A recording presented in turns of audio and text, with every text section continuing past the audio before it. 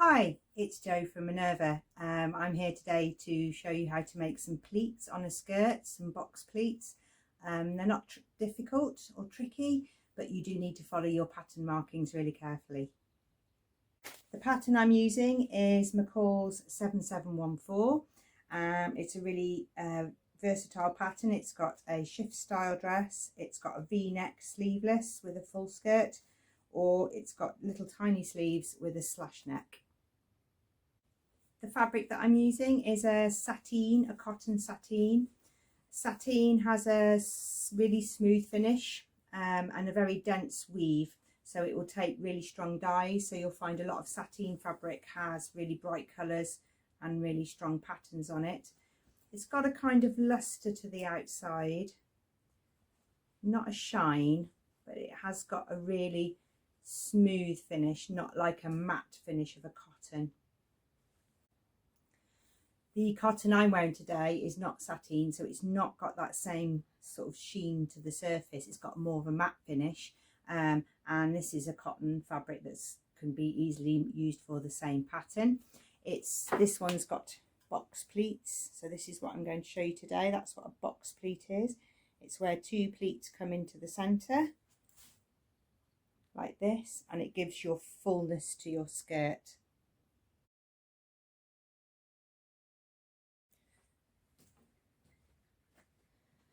Over at the cutting table, I have cut out the skirt piece.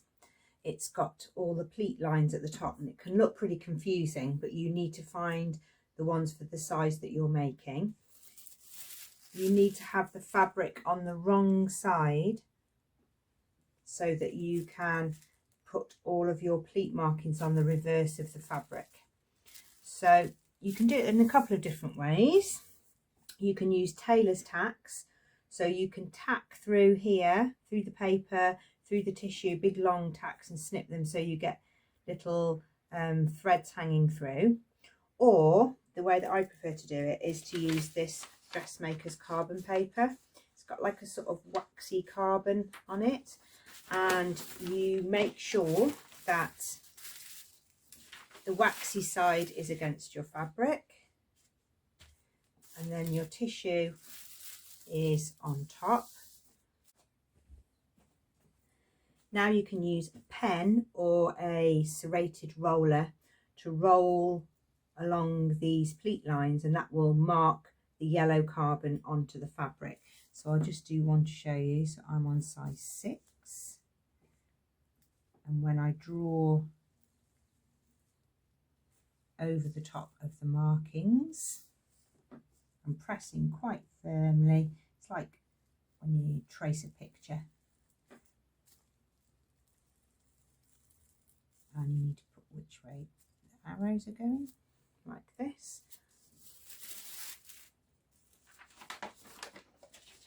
And you might not be able to see it, but I can. It's like having a dressmaker's chalk mark really accurately drawn out on my fabric.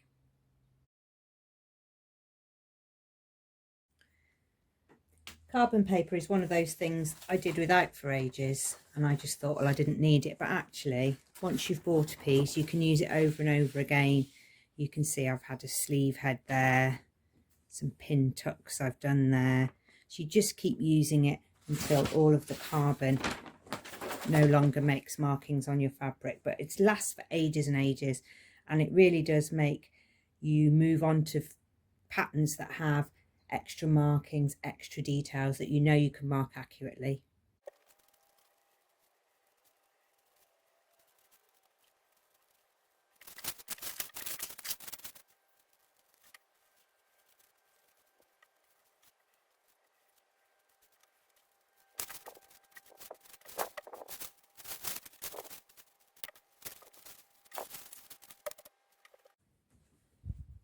I can't think of any of my sewing friends who would want to make 1, 2, 3, 4, 5, 6, 7, 8, 9, 10, 11, 12, 13, 14, 15, 30 for the front, and 30. I can't think of any of my friends that would want to make 60 tailor's tacks when they could just trace it through with carbon paper.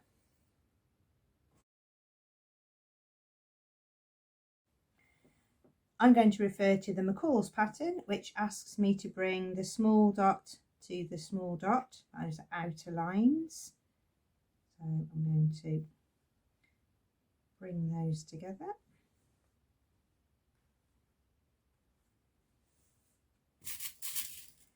And the same at the bottom.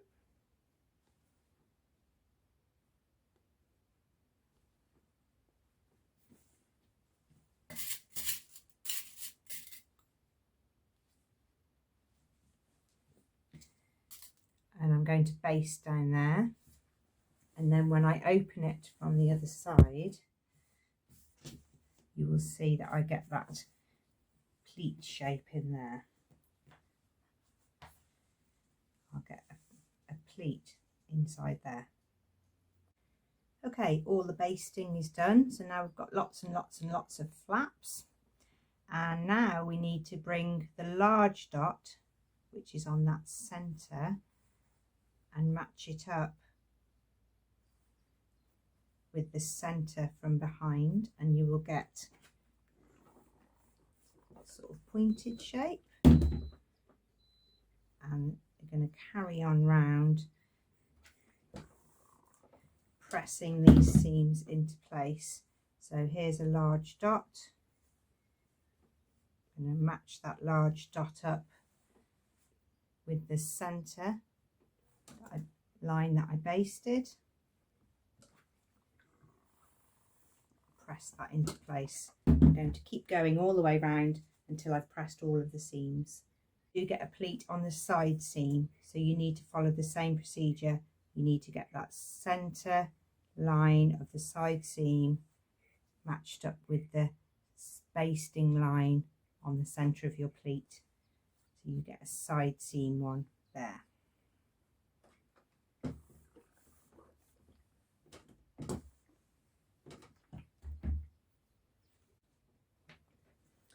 All the pleats ironed down. I've just done a machine tack along there to hold them all down. I could pull the pins out now. And from the right side, you have all of these box pleats. Now that is one style of skirt, so sometimes, I mean that's only a baste, but sometimes that could be sewn to there so that you get these. But I'm going to attach this to the top, to the bodice, and then I'm going to pull those tacking out so that all of those pleats can open up fully.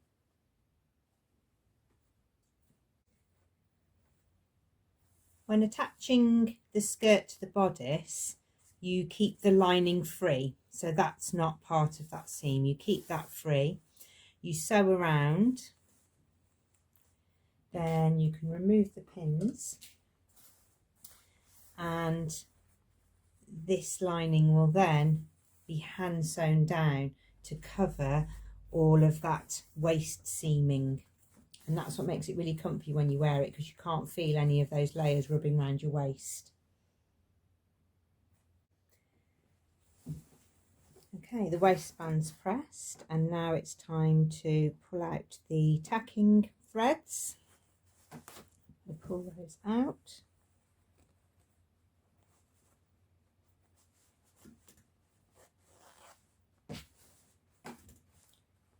Yeah, you can see I didn't hand tack them, I did machine tack them, so they really are very, very accurate, and they stayed put, and they really help to get a really crisp finish there.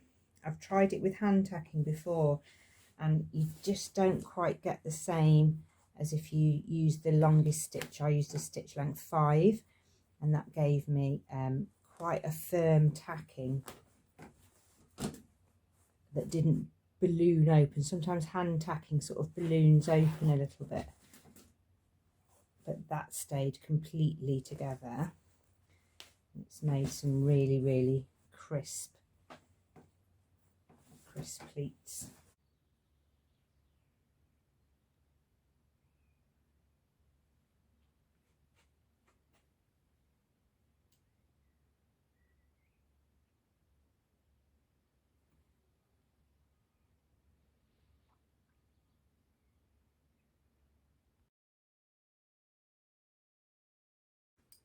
Finally, I'm going to show you how to put a dress zip in. There's lots of different ways you can do it. You might have been taught a different way by a family friend or a course that you've been on. I'm going to show you the way I do it, and hopefully if you've not put one in before, it will be a good starting point. Okay, with right sides together, we're going to match up any seams. So in this case, on this dress, we've got some waistband seams. So I'm going to make sure that they're level. I'm going to pin those in place. And then I'm going to pin up the rest of the zip opening. It seems bizarre, but I'm going to make sure that everything's lined up. I'm going to pin it all together, and then I'm going to use a machine tack, or you could hand tack if you want to, but I really like machine tacking because it holds the edges together a lot firmer.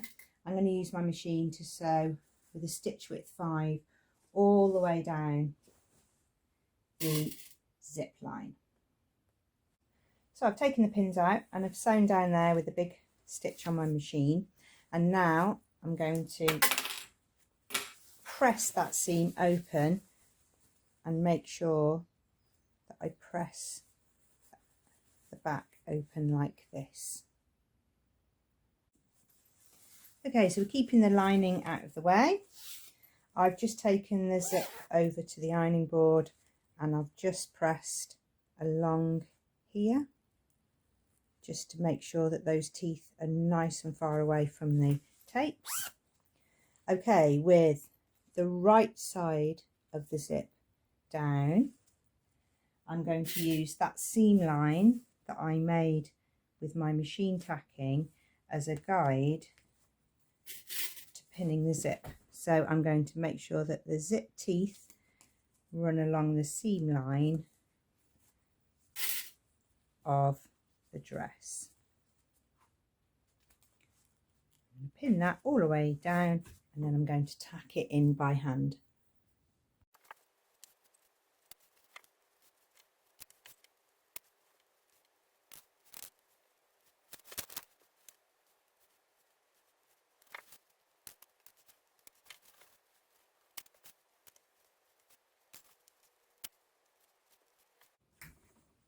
There we are, all tacked in. People often ask me what's the quickest way to put a zip in, and the answer is once. So I obviously was on time lapse then, but that took me 2 minutes 20 seconds to tack in, but that's a lot faster than unpicking a zip.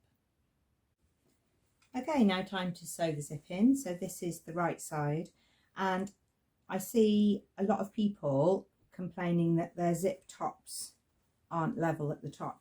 Well, I've machine sewn that, so it's not going anywhere, but you do have to understand what happens to the weave of the fabric when you put it under the sewing machine. So you mustn't put your dress zip in by going all the way down here across the bottom and all the way back up, because this side will come up and this side will go down, because you're dragging that fabric downhill and the weave, then you go across, and then you're dragging this fabric uphill as you come up. So you need to make sure you start at the top and sew down, and then start at the top and sew down, and then go across the end. Put your zipper foot on, and then you're ready to sew, whichever zipper foot fits your machine, and you're going to use that centre line of machine base that you did as your guide, so that your foot will run either side of that. And you've obviously got your tacking there as well, the very loose tacking I did to hold the zip in. That zip's not moving, you're not going to stab yourself with pins, it's tacked along the seam and it's tacked to hold the zip in place, so it's a really safe way to do it.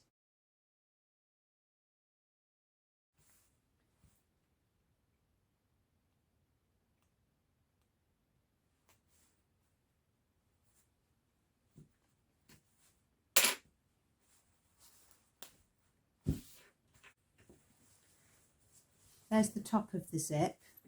It is perfectly level because we've not dragged the weave of the fabric down when we go one way and another. So we went down, stopped, down, stop, went across the end, and that means you've only got to put your zip in once.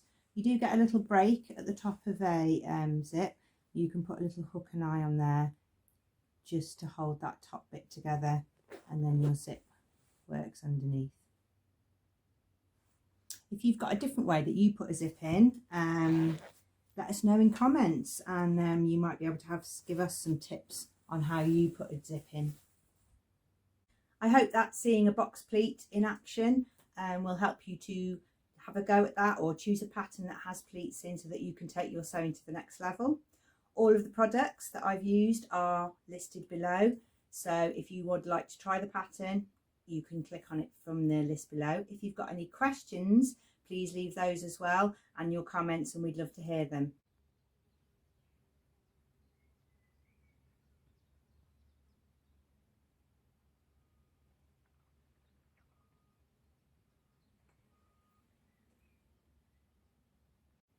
If you make a dress with some pleats in, we'd like to see it too, so make sure that you make a profile on Minerva and share your makes, and maybe inspired by other people's.